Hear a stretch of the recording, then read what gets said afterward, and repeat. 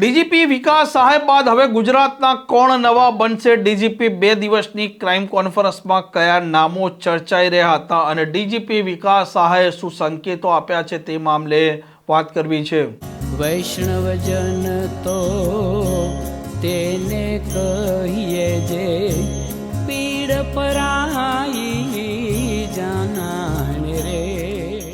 નમસ્કાર, આપ જોઈ રહ્યા છો નવજીવન ન્યૂઝ અને હું છું આપની સાથે તોફિક ગાંચી. ગાંધીનગરના સચિવાલયમાં 2 દિવસીય રાજ્ય સ્તરની ક્રાઇમ કોન્ફરન્સ યોજાઈ હતી, જેમાં રાજ્યની કાયદો વ્યવસ્થા છે તેની સમીક્ષા થઈ હતી. સાયબર ક્રાઇમ, એનડીપીએસ સહિતના અનેક પડકારો છે તે મુદ્દે અત્યારે ચર્ચા પણ થઈ અને દરેક આઈપીએસ સિનિયર અને જુનિયર અધિકારીઓએ પ્રેઝન્ટેશન પણ રજૂ કર્યા છે. અને આ ક્રાઇમ કોન્ફરન્સમાં એક ચર્ચા દબાયેલા અવાજે ચર્ચાતી હતી અને તેનું કારણ હતું 1લી તારીખે ગુજરાતના નવા ડીજીપી કોણ બનશે, કેમ કે વિકાસ સહાય છે તેમનો કાર્યકાળ છે તે 31મી ડિસેમ્બરે પૂરો થાય છે. તેમને જે પ્રકારે 6 મહિનાનું એક્સટેન્શન આપવામાં આવ્યું હતું ને હવે ગુજરાતના નવા ડીજીપી તરીકે કોણ આવશે તેવી ચર્ચાઓ પણ અત્યારે અલગ અલગ જગ્યાએ અને ખાસ કરીને ગુજરાત પોલીસના વર્તુળોમાં થઈ રહી છે કે જો ડીજીપી વિકાસ સહાય વધુ 3 મહિનાનું તેમને એક્સટેન્શન મળે છે કે પછી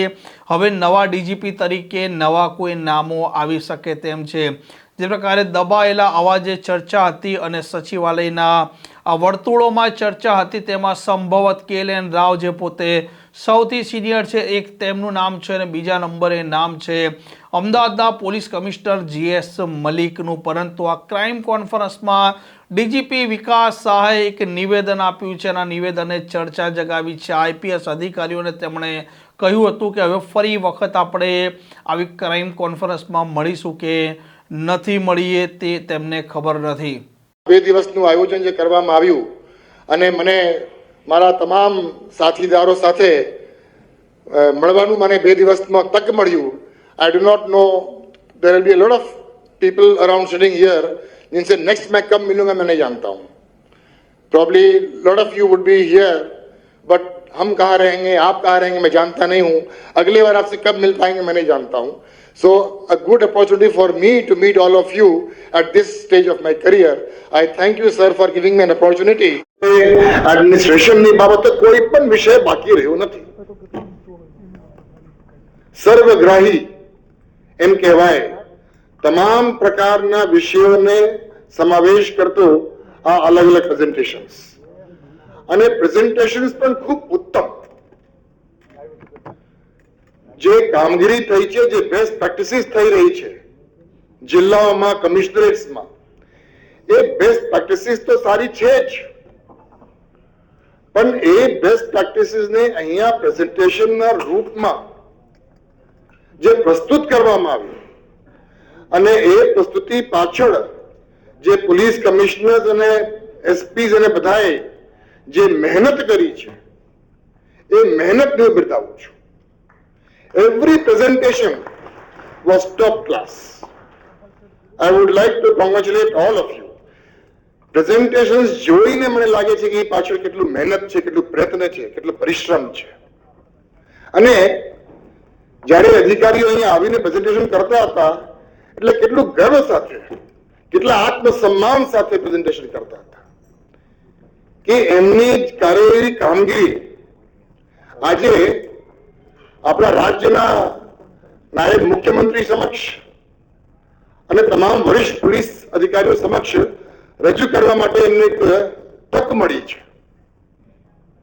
અને દરેક presentations was A learning experience. Every presentation was very very educative and almost all presentations are such which can be replicated in other units.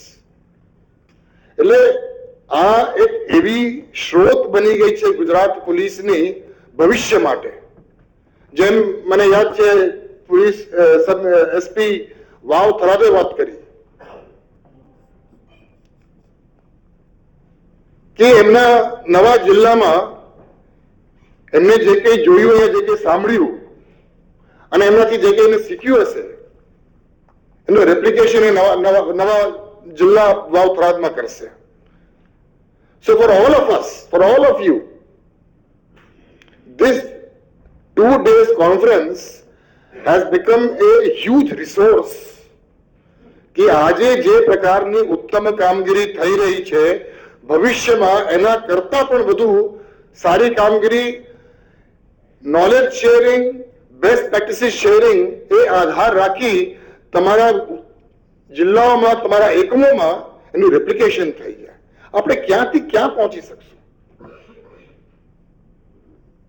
These 2 days has been such a rich experience for all of you.